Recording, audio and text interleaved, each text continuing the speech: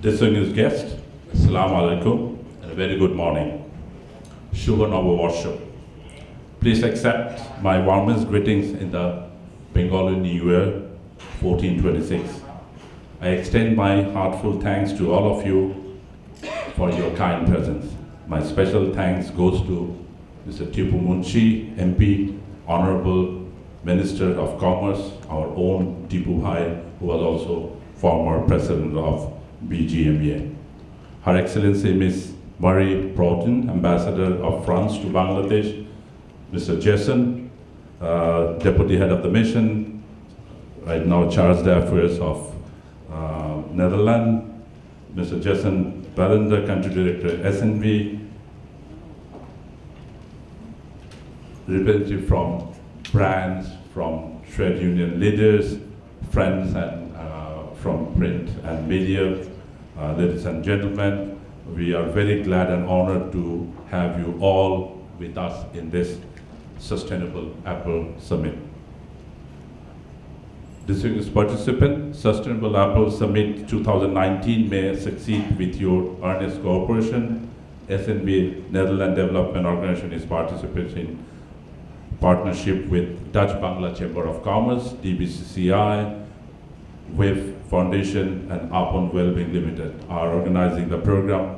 It's bringing apparel industry leaders, policymakers, and civil society together on a common theme, well-being for makers for a sustainable industry, and to promote best industry practice. We thank to Netherlands government, Global Fund for Women, Champions for Equality, Shawjog, Expo Line, and Expo 2020 Dubai Initiative, Carrefour Foundation for their cooperation and contribution. Better business opportunities among participation organization, donor government, and experts. Participants can identify the possible opportunity from the sustainable business case. Collaboration opportunities with embassy, multilateral organization, NGOs, financial institute, business leaders, government bodies, international brands, and professionals. Launching of Workers' Wellbeing Platform to explore joint opportunities of factories owners and workers. DBCCI is a member-driven organization. We work together with our members and supportive partners of Dutch Embassy in Dhaka, Bangladesh, and Bangladesh Embassy in The Hague, Netherlands. We work for the business development and promotion between Netherlands and Bangladesh. On behalf of the Board of Directors of DBCCI, I would like to extend my warm greeting to all of you for your kind presence and active participation. We assure you our best support for the implementation of the concept well-being for makers for a sustainable industry. We wish all the success of this initiative. The Wellbeing for Makers platform is inaugural today. Is a milestone in Bangladesh business arena because this is the only business hub which will only speak for workers' well-being. The platform will invite business entrepreneur, startup, venture, and researcher to innovate, incubate, and scale the sustainable business model for serving the worker, especially in the R&D sector. I would request the international brands and buyers, foundations, donors, development organization, and association to join hands with the platform to support the R&D workers who are basically running the country economies well.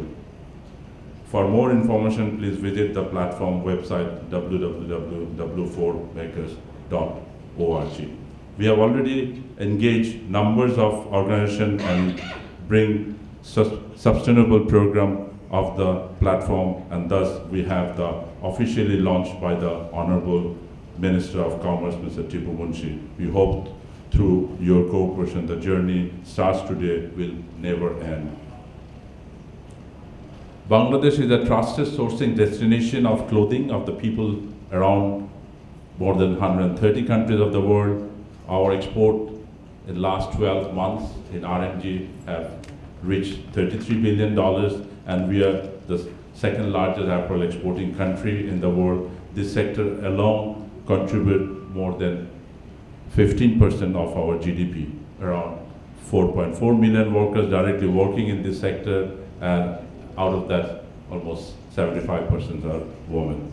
R&D sector is playing a leading role in women empowerment and socio-economic development of Bangladesh. As per the latest statistics of WTO, the size of global trading market was over $460 billion, and our market share is still below 7%. So still, for Bangladesh, there is a huge, ample opportunity to grow farther. R&D industry is playing a crucial role to the socio-economic development of our country through female employment and empowerment and gender equity. As the R&D industry bring more female into the mainstream of the economy, the rate of early marriage and early motherhood, child and maternal mortality rates are declining. Women workers send money to the families in the village and education of their families. They are also sending their children to school. This resulted into a significant improvement in primary education enrollment. Since the apparel industry have been acting as a catalyst for the socio-economic development in Bangladesh, we need to pay more attention to the sector and unlock its untapped potential.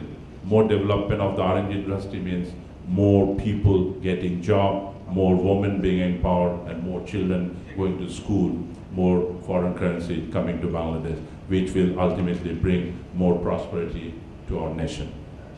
Our journey in apparel manufacturing so far was not easy, especially in recent few years. We are working hard to ensure safety and proper working environment. We are working with the government, ILO, brands and retailers, donors, and we have done a tremendous improvement. I'm sure the brands are here, you will agree with that. Moreover, workers' dignity and rights are the priority of our government and ours as well. In recent years, our government made a number of policies and amendment in favor of workers, like minimum wages increase, labor law amendment, passing of labor rules, creation of welfare fund. Simultaneously, to our safety and decent working condition endeavor, Bangladesh has already taken a leading position in sustainable green investment. We have now over 83 green factories, the highest number of green factories in the world. More 320 factories are in the pipeline for getting this certification. The world's highest rated green factories are in Bangladesh. These factories are mostly state-of-the-art, socially compliant, highly equipped to water conservation, energy and resource efficient, maintain comfortable indoor environment amid minimal carbon dioxide and greenhouse maintain sophisticated waste management system, daylight saving technology, rainwater harvesting and so on. So we need to appreciate this effort to keep this momentum.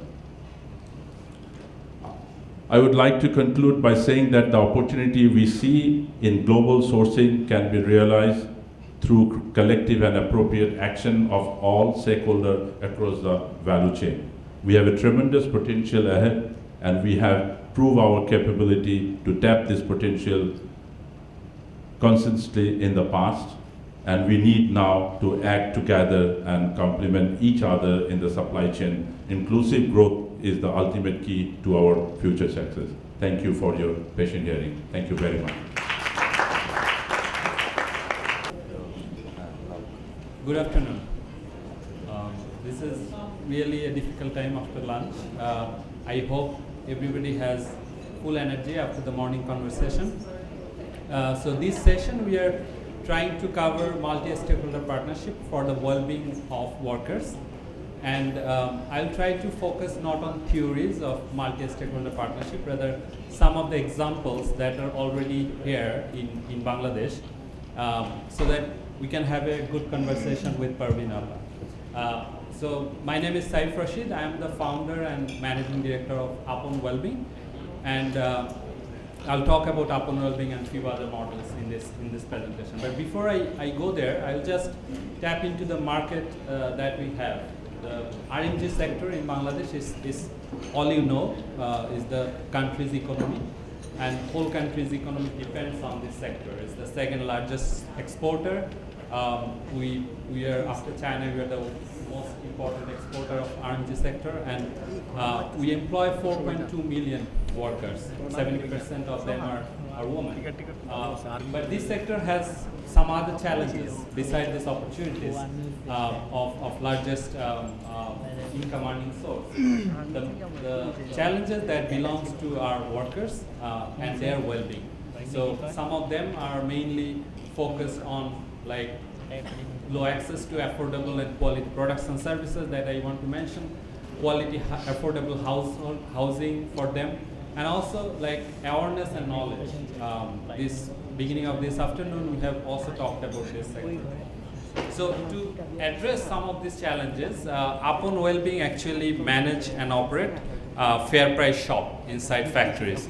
All you know about fair price shop, but the fair price shop that we operate have some distinguished features.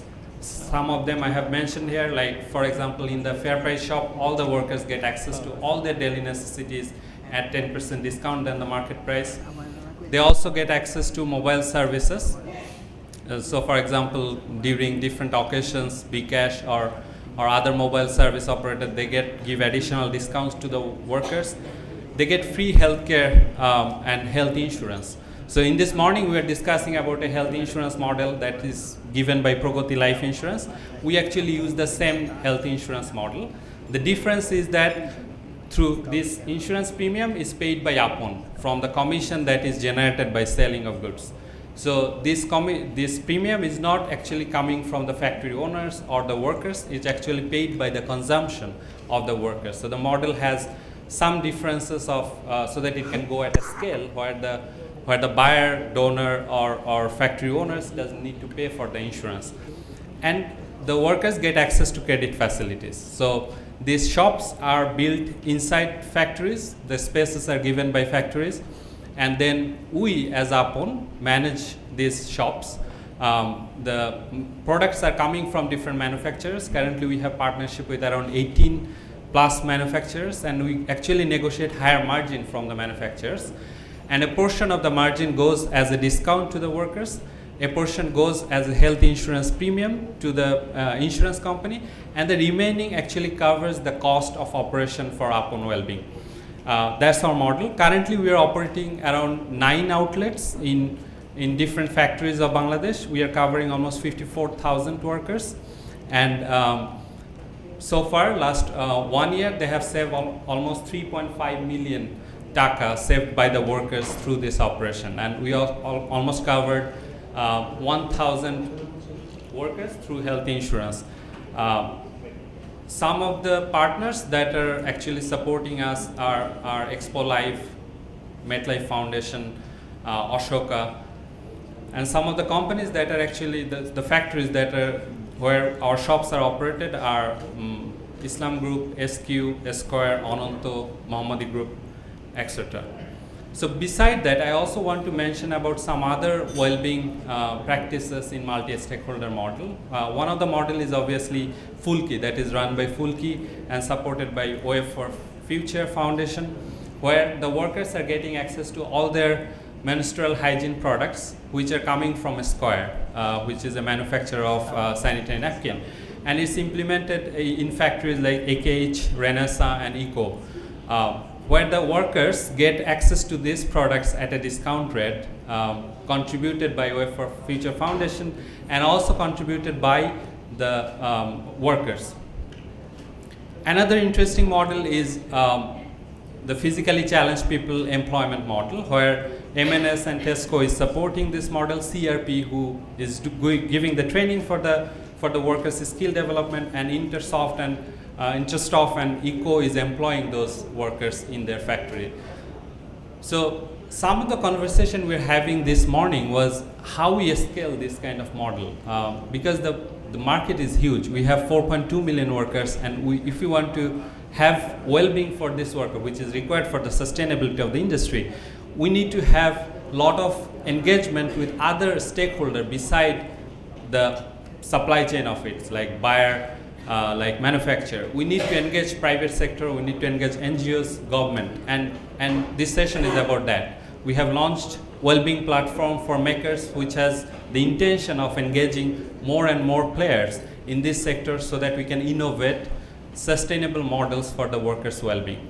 So some of the learnings we have got through our experience in last 1.5 years is that initially Apon as a company starting something inside factory, there was a lot of hesitance from the factory management in terms of whether we'll do good or not.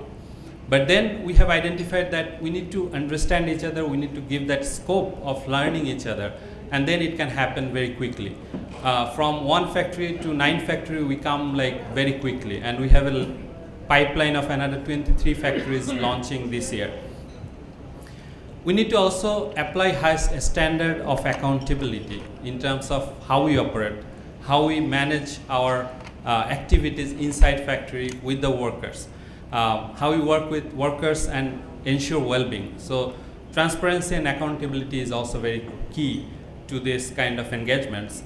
Third is we have identified that we need to invest in the process of engaging with each other. We need to spend a lot of time to understand and to engage and to identify what is the best suitable model for each factory, because each factory is different, each management is different, their workers are different, their geographical locations are different.